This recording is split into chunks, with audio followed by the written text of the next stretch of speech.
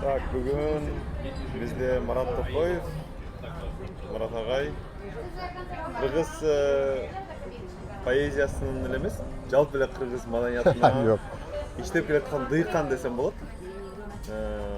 Канчалаган акындардын, жазуучулардын эмгектерин топтоп чыгарып, азыр Телеграмдабы, Фейсбуктабы, Кыргыз маданият борбору сайтындабы, башка сайттардабы көпчүлүк жерде чыгарып жүрөсүз. Бирок сиз өзүңүз дагы аябай окумуштуулар жазып жүрөсүз. Аракет кылып атасыз. Ошол ырларыңыздан бир эки ырды окуп бербейсизби? Кыргыз поэзия баракчасынын окурмандары үчүн. Бири-биримди окуп берейин, баягы жана сага айтып бергенде ушу бир эле өрүң боюнча эки белгилүү акындан эки башка пикир уккам да. Бирөөсү катысындаган, бирөөсү жазсаң ушундаган ырды жазып жүр деген да. Экөө теңдүү акындар, ошол өрүмдөн окуп берейин. Кандай досуң? Шыйпаңдатып койруң. Менден байкуш бир нерсени сурайсың. А көзүңдү ишенбестик, кайгымоо. Келчи жакын, теппейм сени, урбайм. Келчи жакын, айга чогуу улойлоо. Сен караба менин адам кепиме, чыгара албай эч ким укпас бугумду сенде гана жалдыраган итмин мен. Келчи жакын, айга чогуу улойлоо. Орусча айтсам, вместе будет веселей, жалдырайсың, шыйпаңдатып койруң. Сен да мага ишенбейсиң генедей. Ушул ыр боюнча эки башка акындан эки башка пикир уккан турбайсызбы? Ооба, ушул. Мен да баягы мен үчүн да бир неме болгон да чоң. Анан бул ырымды болсо чентканда мен 3-4 жолу оңдоп чыккам. Анан бул эркин формадагы ыр. Ошону окуп берсем. Кат-кат кийимдерге ташбакадай жашынган адамдар. Качкандай сууктун эшчек колунан, чочулокта жылгаяктан чыккашат тамтаңдап жаңы баскан баладай. Алам тумактай аңтарылып, дарактарда жерди кара өскөн сөйт. Кар жааган бутактары тамырлардай кучактайт жентип писиреген асмандай. Суу кол мыкчыгандай жүрөктү кандай көңүлсүз көрүнүш, көз жашыңда тоңуп муз болуп, кулай албайт көзүңүндөн. Бир гана жер түшүгүнөн алыс, асман коноктору, күмүш чымындар, бейкапар бийлешет асманда. Анан биз аябай мындай ызы чуусу көп жылда отурат экенбиз. Чехиянын борбор калаасы, Прагада сиз 3 айдан бери ушундай илимий ишиңизди улантып келатасыз. Өзүңүз узак убакыттан бери журналистиканы изилдеп, журналисттердин башын кошкон Кыргызстанда уюмдарды түзүп келатасыз. Бул жакта Чехияда эмнени байкадыңыз журналисттердин жумушу боюнча? Бир нече журналисттик уюмдарга барып көрдүңүз окшойт. Сүйлөштүңүз окшойт. Эми биякта журналисттер иши таптакыр башкача. Мындап келгенде алар иштеп аткан шарттар таптакыр башкача. Кийин биз иштеген абалды айтып берсек, биз кантип иштеп атканыбызды, анан биякта журналисттер өздөрү да бизге кезиккенде айтат, баягы бир кичине болсо да таанышпыз. Анан сиздердеги кырдаалды көрүп алып ченткандай биз бияктан биздин учур бияктагы абалыбызга мындай даттанбай эле койсок болот деген койду. Сиздердин маселеңер менен салыштырып алып биздикилер болбогон эле бир неме экен деп. Биякта журналисттерди урматташат экен. Эң ушул нерсени байкадым. Айткандарына кулак түшүп сыйлашат экен. Балким жакшы көрүшпөйттүр. Эми ченткан журналисттерди эч жерде жакшы көрбөйт да. Журналисттерди бирок сыйлашат. Бул жерде ошо журналисттерге карата сый бар экенин байкадым. А бирок буларда деле чентканда Кыргызстандагы деле журналисттер эң бай адамдардын катарына кирбейт. Булар деле кара курсактын камын көрүп, ар кайсы жумуштарды алып эле көп чечет экен. Бирок бияктан өздөрүнүн эркин алып бере алышат экен, анын ойлорун эркин айта алышат экен. И булар стандарттарга өтө катуу карманышат экен. Буларга тура эмес бурмалап коюу, дерсе бул журналистикадан чыгып кетүүгө бара бар нерсе экен. Ошон үчүн булар баягы эненин эмчеги менен кабыл алган сүт менен кабыл алган нерседе баягы булар айтылбаган, бузууга мүмкүн болбогон бир нерселер бар экен. Жүрүм тургундачы ошол нерсе байкадым. Бирок булардын иш алып баруусунда бизге үлгү боло турган, биз алардан үйрөнүп тургандай көп нерселер бар экен. Майда бират алганда ошол эле аудитория иштөө боюнча, ким үчүн жазып атканын жакшы билгендери боюнча бизде тилекке каршы ушул жакта чоң маселелер бар. Эмчегенде биз элге жазып атабыз деген менен четкан эл арганда болот. Бирөө кайсы бир темадагы материалы көбүрөөк кызыкса, башкалар мисалы башка тема кызыгышы мүмкүн. Андан кызыкчылыктары ар башка дегенде биз ошону эске албайт экенбиз да. Булар болсо ошол аудиториясына көңүл буруу менен, кеңешип аткан билими менен ошол аудитория менен тыгыз байланышты кармаганга умтулушат экен. Эмче дегенде журналист үчүн эң башкы нерсе бул аудиториясы. Эгерде аудиторияң жок болсоң, бул деген баягы көп айтып калам. Бул эч ким сатып албаган нан жасаган набайчы окшоп калат да. Сен укмушсуң нан жасашың мүмкүн, бирок эч ким аны албасаң да сен набайчы болуп жүргөн эмне? Ошол аудитория боюнча сөздү улай. Эми кичине журналистикадан кайрадан мындай маданиятка, адабиятка көчсөкчү. Сиз мен билгенден ушу көп жылдан бери эле кыргыз адабиятына, поэзиясына байланышы бар адамдардын тизимин түзүп, алардын чыгармаларын топтоп, жарыялап, алар бул аябай бир чоң энциклопедический жумушту жасап атасыз да. Ошону эмне үчүн жасап атасыз? Сизге бирөө айлык төлөйбү ал үчүн? Бирөө грант бөлөбү? Эмне үчүн жасайсыз аны? Эмне кереги бар ал? Кайсыл аудиторияга кереги ал? Эч кандай акча деп албайм. Менимче бул ички муктаждык эле болуш керек менимчечи. Ички каалоо. Багы өзүң көрүп турсаң, мисалы бизде акын жазуу тили кезинде кичине мындай озгаланат дагы. Акын өтүп кетсе, өзгөчө анын туугандары, жакындары жок болсо, ал акын тууралуу биз унутуп калабыз да. Аны айрым-айрымдар гана, билгендер гана эскерип калбаса, башкаларды эстебей деле калабыз. Анан кээде ойлоп коем, алар ушунча чыгарып, ушундай сонун чыгармалар жаратып келип, анан такыр унутуп калганга татыктуу депчи. Анан ошон үчүн балким жанакы алар тууралуу маалыматтарды чогултуп, бурларын топтоп, кичине чыгарганга аракет кылып аткандыгмын. Бирок мен чыныгы изилдөөчү да болуп, ар бир акындын аркасынан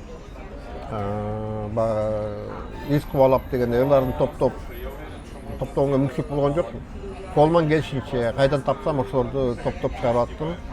Ачык айтканда мен кылган иш, ар бир акындын үчүн кылган иштин балким 5 эле же 1 эле пайызы болушу мүмкүн да. Мен мүмкүн болушунча гана баягы колуман келишинче алардын ырларын топтоп аракет кылып атам. Бирок бул жактан караганда Маса Жараштын бардыгы ырлардыбы депчи. Мен мүмкүн болушунча баягы поэзия түнөгөн поэзия чыттанган ырларын чогултканга аракет кылдым. Эмче дегенде ошол ырлар аркылуу гана акындарды эстеп калса болот. Эмче дегенде күнүмдүк ырларын окуган адам койчу деп унутуп коюшу мүмкүн, же окуп койушу мүмкүн.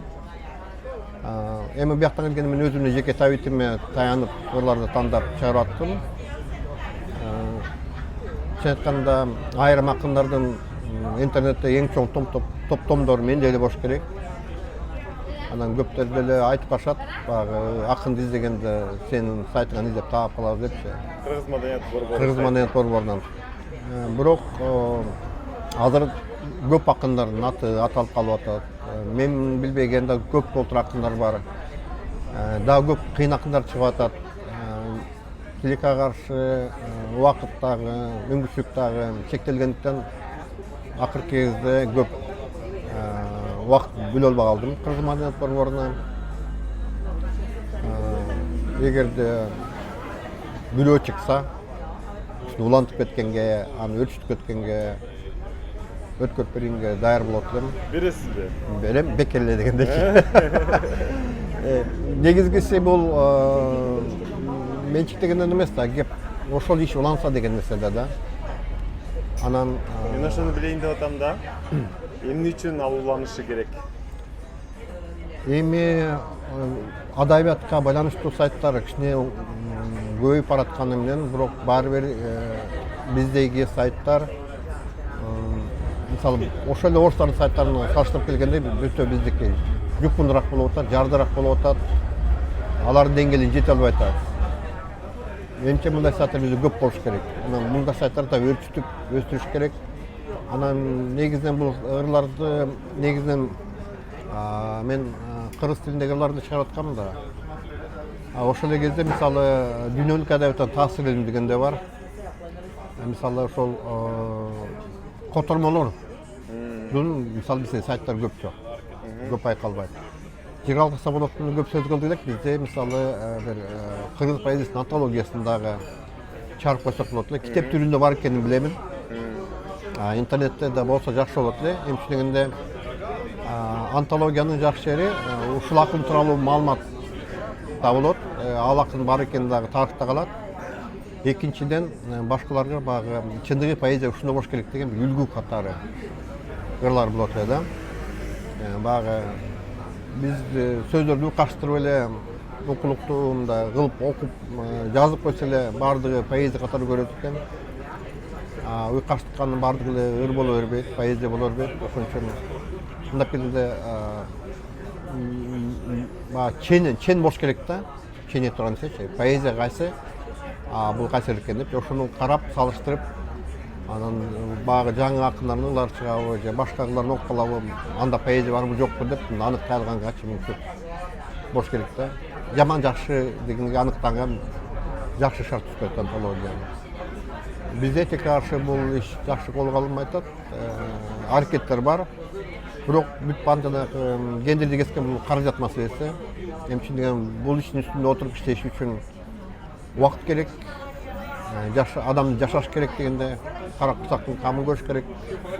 Эгерде колдоо болсо, менимче бул ишти алып кете турган адамдар эле бар. Билими табити жетиштүү. Бир гана ошондой кишилерге колдоо керек да. Анда дагы бир суроо. Эмне үчүн аларды мисалы бизнес колдошу керек? Эмне үчүн акындарды, жазуучуларды акча таап аткан адамдар колдошу керек? Аларга кандай пайда андан? Эми биякта адам эми биз айбандан айбалган ушул да. Бизде кара курсактын камынан сырткары бизде жан дүйнөнүн өтө маанилүү. Эгерде курсаң тойгон менен жан дүйнөң ач болсо, жарды болсо, анда адамдык деңгээлинде эле менче анчалык болуш керек. Адам деген курсагы ток, ошол бүт жан дүйнөсүнө бай болуш керек да.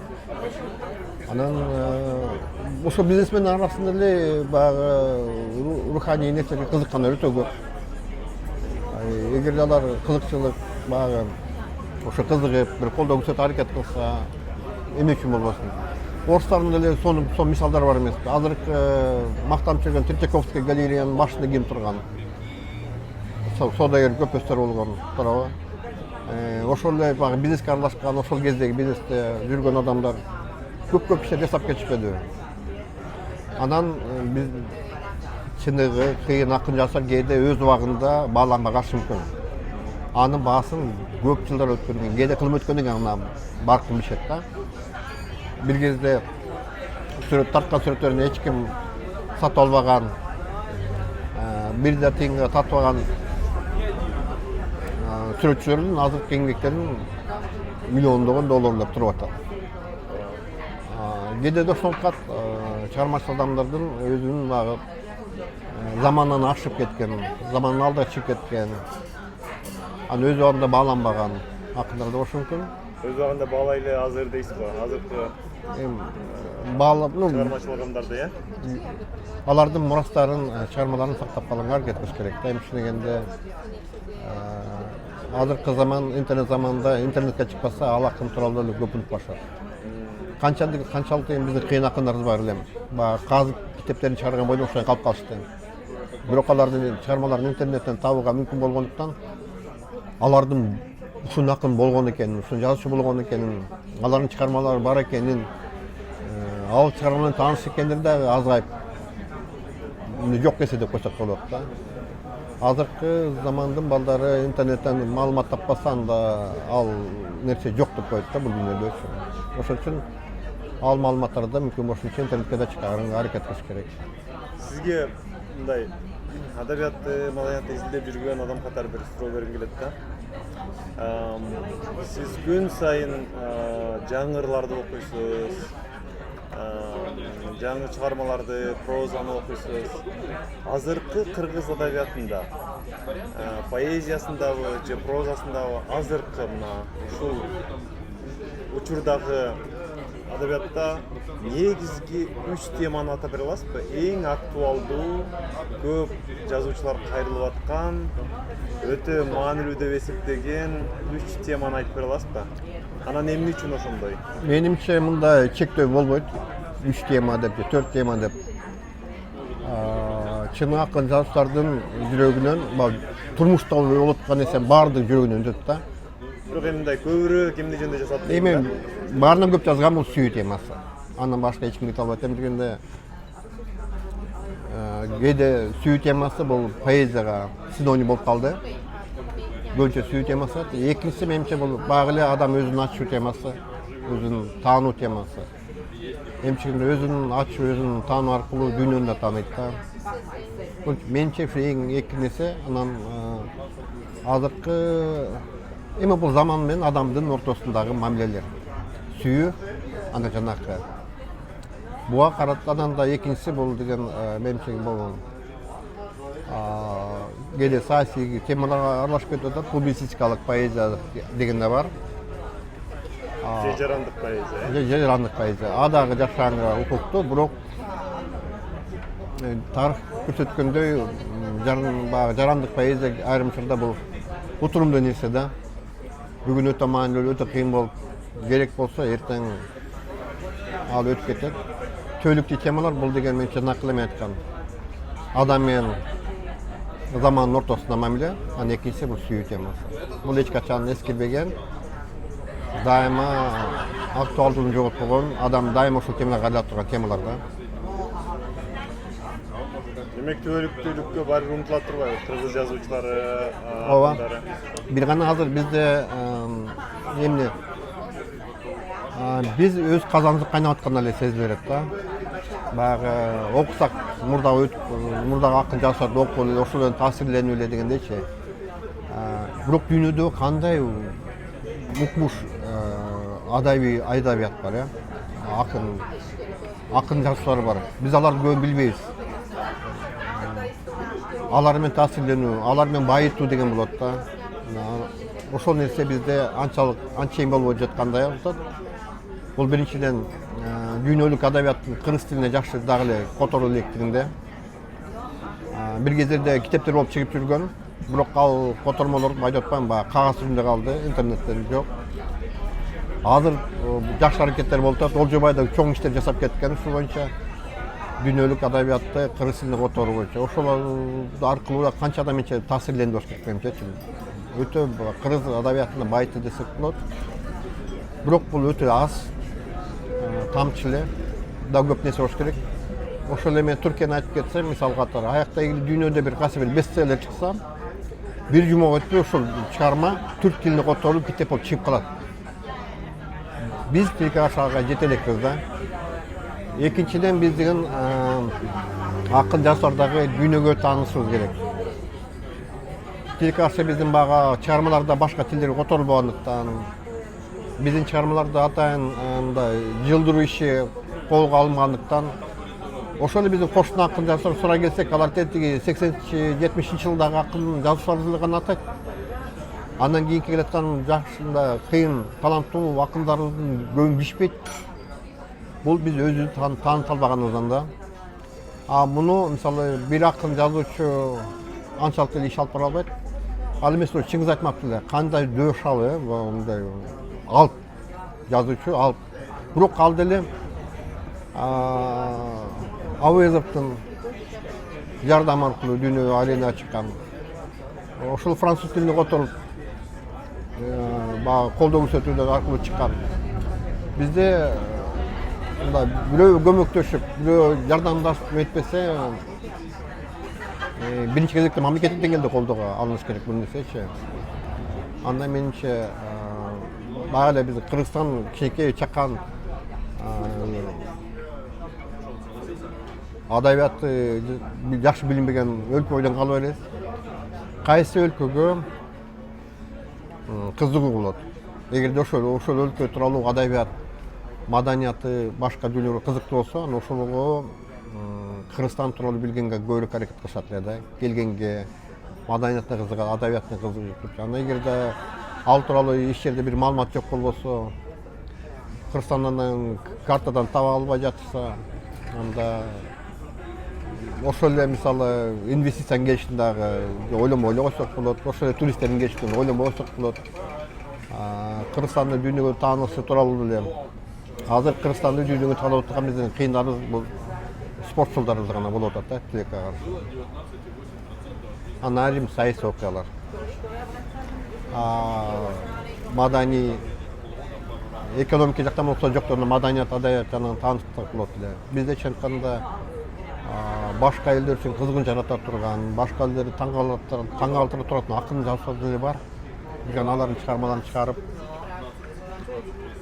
кенен жайылтышыбыз керек. Мүмкүнчүлүк болуш керек. Биринчи кезекте бул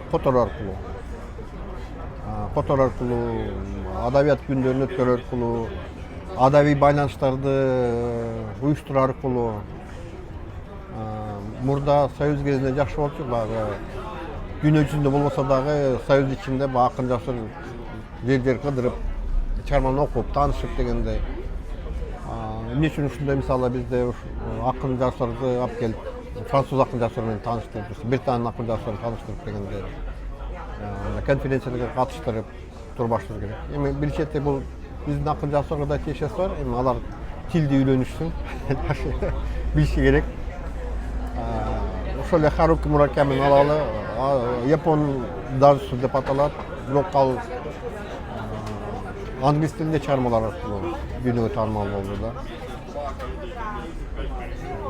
Менимче бул акын жазуулар өздөрү да кыла турган нерсе да бар, көп нерсе.